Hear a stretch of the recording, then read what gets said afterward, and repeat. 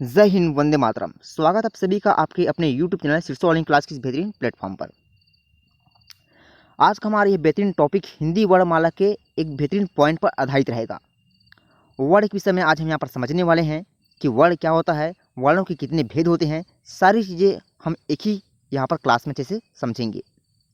देखिएगा, वर्ण क्या होते हैं तो आपको यहाँ पर बताना है कि वर्ण हिंदी भाषा की वह छोटी से छोटी ध्वनि है जिसके हम अधिक सार्थक टुकड़े नहीं कर सकते। ये हमारा क्या होता है, तो ये हमारा होता है यहाँ पर वर्ण।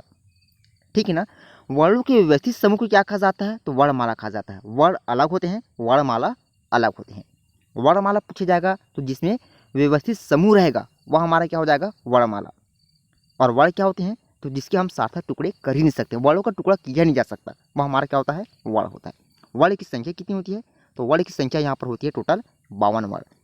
तो यहाँ पर आपको एक बात ध्यान में रखना होगा कि हिंदी वर्णमाला में वर्णों की संख्या कितनी है, तो 44। हिंदी बाल पोथी में वर्णों की संख्या कितनी है, तो 49।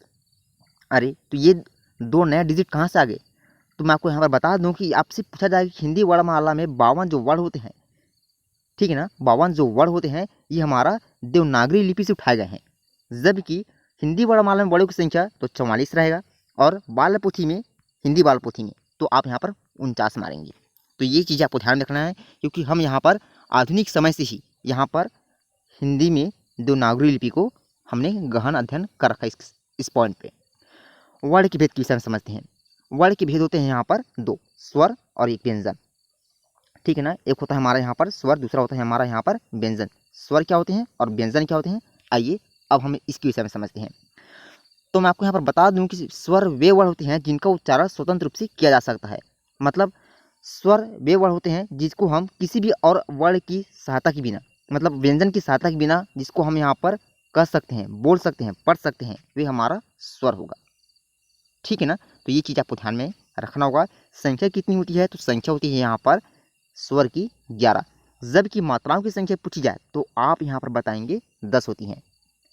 तो पहले यहाँ पर हम समझते हैं कि स्वर की संख्या 11 तो है, लेकिन कौन कौन सा, तो यहाँ पर अ, आ, ई, बड़ा ई, उ, बड़ा उ, री, ए, ओ, औ। टोटल की संख्या आप यहाँ पर 11 बताएंगे। अब आपसे पूछा गया कि मात्राओं के आधार पर, तो मात्राओं के आधार पर वर्ण तो हमारा वही रहेंगे, लेकिन इसमें जो ये वर्ण आता है, कौन सा वर्ण, अ वाला, इसको यहाँ पर हम नॉमिनेट कर देंगे, ये हमारा इसमें नहीं रहेगा। ठीक है ना, ये हमारा यहाँ पर आप नॉमिनेट कर लेंगे इसको अच्छे से। हमारा अ जो वर्ण आता है ये यहाँ पर नहीं रहता, तो इनकी संख्या अब घटकर 11 से 10 हो जाएगी। कन्फर्म यहाँ तक। स्वर के भेद कितने होते हैं, तो स्वर के भेद होते हैं यहाँ पर दो।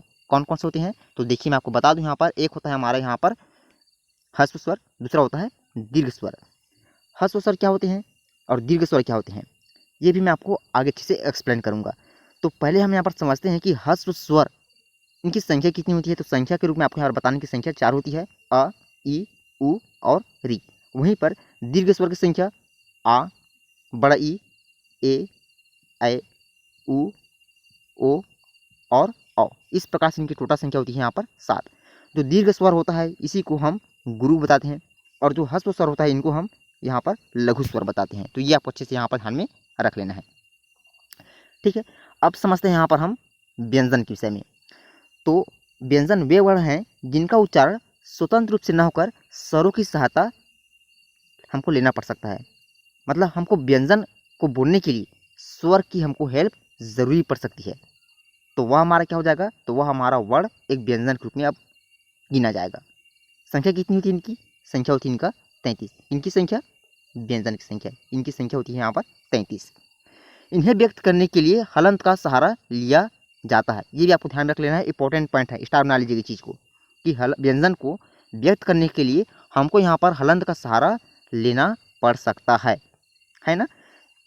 व्यंजन के भेद कितने होते हैं, 3 होते हैं, स्पर्श व्यंजन, अंतस्थ व्यंजन, उष्म व्यंजन। अब देखिएगा, मैं आपको यहाँ पर बता दूँ, स्पर्श व्यंजन की संख्या आपसे पूछी जाएगी तो आपको बताना है कि स्पर्श संख्या, इनकी संख्या होती है, स्पर्श व्यंजन की संख्या 25, अंतस्थ व्यंजन 4, उष्म व्यंजन 4। अंतस्थ व्यंजन की संख्या कितना है, तो यारा लावा। उष्म व्यंजन की संख्या कितना है, स हा। वहीं पर स्पर्श व्यंजन की संख्या कितनी होती है, तो यहाँ पर वर्ग में 5 भाग में डिवाइड होता है। ठीक है ना, तो इस वर्ग में यहाँ पर स्पर्श व्यंजन क ख ग घ ऐसा करते करते हमको यहाँ पर म तक काउंट करना है, म तक काउंट करने के बाद हमको छोड़ देना है। टोटल इनकी संख्या यहाँ पर रहेगा 25 करके। कन्फर्म यहाँ तक। अब समझते हैं यहाँ पर हम स्पर्श व्यंजन के विषय में। स्पर्श व्यंजन क्या है? तो स्पर्श व्यंजन का शाब्दिक अर्थ होता है यहाँ पर छूना, मतलब टच करना, जिसको हम बताते हैं इंग्लिश में।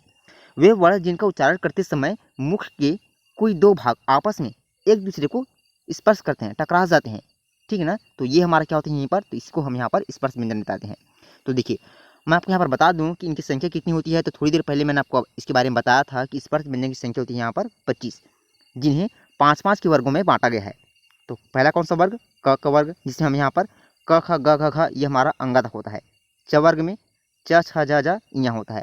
ट वर्ग में ठ ठ ढ ढ ड़ होता है। त वर्ग में त थ द थ न होता है। और प वर्ग में प फ ब ह म होता है। तो यहाँ पर टोटल इनको हम काउंट करेंगे तो इनकी संख्या हमको यहीं से मिलेगा 25 के रेंज में। कन्फर्म यहाँ तक। तो ये हो गया यहाँ पर स्पर्श व्यंजन। अब समझते हैं यहाँ पर हम कि अंतस्थ व्यंजन क्या होता है। देखिए अंतस्थ व्यंजन, इस पॉइंट बना लीजिए, यहाँ पर स्टार बना लीजिएगा। अंतस्थ का शाब्दिक अर्थ होता है यहाँ पर अंदर की ओर। किसकी ओर? अंदर की ओर, या मध्य में रहने वाला, ऐसा आप यहाँ पर समझेंगे।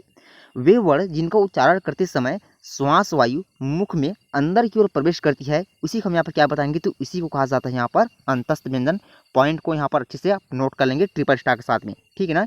अंतस्थ व्यंजन का मतलब मैंने आपको अच्छे से यहाँ पर बखूबी तरीके से समझा दिए हैं।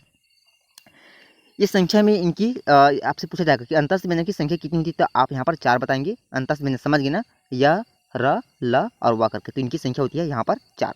अब समझते हैं यहाँ पर हम उष्म व्यंजन क्या है। तो उष्म व्यंजन का जो शाब्दिक अर्थ होता है दोस्तों, वह आता है यहाँ पर गर्म, मतलब उष्म, उष्मा, ऐसा आप यहाँ पर रिलेट कर लेंगे अच्छे से। वे वर्ड जिनका उच्चारण करते समय श्वास वायु मुख से वाष्प के रूप में बाहर निकलती है, ठीक है ना, उष्म व्यंजनी कहलाते हैं। संख्या कितनी होती है इनकी? तो संख्या होती है यहाँ पर 4। कौन कौन सा? स, स, स, ह। इस प्रकार से मैं आपको यहाँ पर लिख के बता रहा हूँ कौन कौन सा यहाँ पर होता है करके। तो एक होता है यहाँ पर स हो गया, स हो गया, फिर स हो गया, और ये ह। तो टोटल यहाँ पर स, तीनों प्रकार के स यहाँ पर, ठीक है ना। और एक ह, ये हमारा क्या होता है? उष्म व्यंजन होते हैं। अब समझते हैं यहाँ पर हम संयुक्त वर्ण के बारे में। तो संयुक्त वर्ण क्या होते हैं? तो दो व्यंजनों के मेल से बने वर्ण को क्या कहा जाता है? तो उसी को कहा जाता है यहाँ पर संयुक्त वर्ण। क्या बताएंगे यहाँ पर कि दो व्यंजनों के मेल से बने वर्ण को ही संयुक्त वर्ण कहा जाता है, ठीक है ना। तो संयुक्त वर्ण की संख्या कितनी होती है? तो छ, त्र, ज्ञ और स्र, इनकी संख्या टोटल यहाँ पर होती है 4। तो कौन कौन से वर्ण के मिलने से हमारा यहाँ पर संयुक्त वर्ण तैयार होता है? तो हमारा जो छ होता है ना, देखिए मैं आपको बता दूं यहाँ पर, ये जो छ होता है ये क और स के मिलने से तैयार होता है। ध्यान में आपको रखना है यहाँ पर कि यहाँ पर क जो होता है इसमें हलंत लगा होता है। आप देख सकते हैं यहाँ पर क्या लगा, इसमें हलंत लगा हुआ है, ठीक है ना। त्र जो है त और र से, इसमें भी हमारा हलंत यहाँ पर लगा हुआ है, ठीक है ना। उसी, अच्छा एक सेकेंड, आप थोड़ा सा यहाँ पर ध्यान रखेंगे। इसमें जो प्रथम वाला वर्ण है ना, सिर्फ इसी में वर्ण हमको यहाँ पर लेके चलना है। इसमें हमारा वर्ण नहीं लगेगा, इसमें हमारा वर्ण, इसमें भी हमारा वर्ण हलंत नहीं लगेगा, इसमें भी हमारा हलंत नहीं लगेगा, इसमें भी हमारा हलंत नहीं लगेगा, सिर्फ इसी में हमारा यहाँ पर हलंत लगेगा, ठीक है ना। थोड़ा सा यहाँ पर लिखने में बस मिस्टेकिंग हो गया है। तो छ ये हमारा क और स की मिलने से बनता है, त और र की मिलने से बनता है, ज्ञ, ज और ञ की मिलने से बनता है, और स्र जो है इस स और र की मिलने से बनता है। तो संयुक्त वर्णों में 4 वर्ण होते हैं, और किन किन की मिलने से ये बनता है ये आपको अच्छे से यहाँ पर ध्यान में रखना होगा, ठीक है। तो चलिए अब यहाँ पर ये कुछ इंपॉर्टेंट शब्दकोश है, इसको आपको ध्यान में पर रख लेना है, यहीं से पूछे जाते हैं। आप थोड़ा सा एक बार इसका स्क्रीनशॉट ले लेंगे। चलिए अब समझते हैं यहाँ पर हम अयोगवा के बारे में। अयोगवा क्या होता है? देखिए अयोगवा में आपको बताना है कि वे वर्ण जिनका योग न होने पर भी साथ साथ चलते हैं, जो न तो स्वर होते हैं और न ही व्यंजन होते हैं, ये क्या कहलाते हैं? ये अयोगवा वर्ण कहलाते हैं। अब कौन कौन से ऐसे वर्ण हैं भाई, जिन जो तो वर्ण होते नहीं हैं लेकिन फिर भी ये वर्ण साथ साथ में चलते हैं, ठीक है ना। तो देखिए वर्ण तो ये मान के चलिए हम यहाँ पर वे वर्ण जिनका योग न होने पर ये भी ये साथ साथ होते हैं, मतलब ये हमको ये जो है वर्ण की श्रेणी में तो नहीं है लेकिन फिर भी साथ साथ चलते हैं। कौन कौन सा है? तो एक होता है हमारा अम, दूसरा होता है अह। अम को हम यहाँ पर ध्यान में रखना कि ये जो अम होता है इसी को हम यहाँ पर अनुस्वार बताते हैं। क्या बताते हैं? अनुस्वार। जो अह होता है इसी को हम यहाँ पर विसर्ग बताते हैं। ये वाला हमारा विसर्ग, और जो अम होता है इसको हम यहाँ पर अनुस्वार बताते हैं, ठीक।